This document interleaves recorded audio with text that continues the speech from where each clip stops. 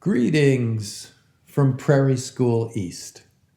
I've come to sit at the feet of this patch of burnt and re-energized Iowa prairie for a lesson on Saturday morning, March 13th. Yep, 1 week ago now, as the Denver area was bracing for the snowpocalypse. Yipes. This Iowa prairie lesson begins with light, particularly sunlight, and color. I've gotten up and out early. The sun has not quite hit the horizon. It will be fairly dark at this very hour tomorrow after our switch to daylight savings time. On the way to the burnt patch, I see a bunch of large dark birds moving slowly around in a field. Turkeys. Yep, on their lek, or courtship grounds. 2 toms and several hens. Not a bird we're likely to see on the land, but we may well find it just west along the brushy Coal Creek drainage. I stop for them because they are great beings. I take out my camera because of the light. Like all birds here and all birds on the land, the colors that we perceive them to be are produced by the interaction of 2 coloring systems, one structural, one chemical.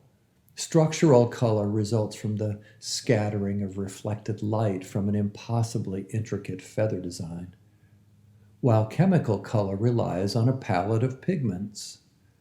Cool, huh? And in this light, these toms can really show off their full color palette for one another and the hens. Arriving at my destination, I have turkeys and light and color on my mind, but territory as well. And all around this charred tall grass patch, there is more to take in, now from blackbirds and killdeer.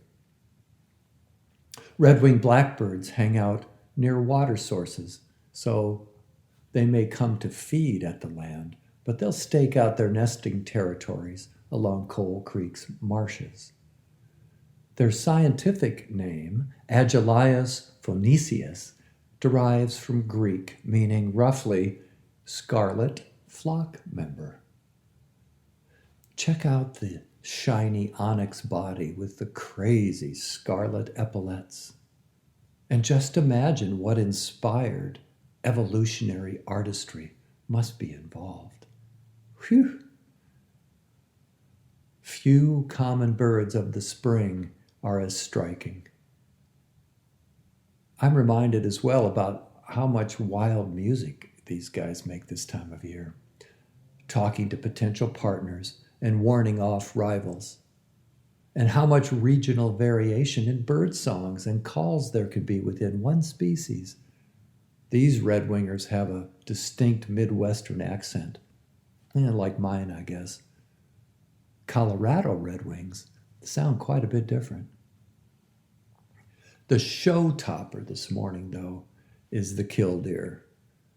There are at least 6 killdeer sprinting about the prairie surface around last year's grass stalks and the new green shoots. And oh man, do they make a lot of noise with their sharp piping, kickadee, kickadee, kickadee.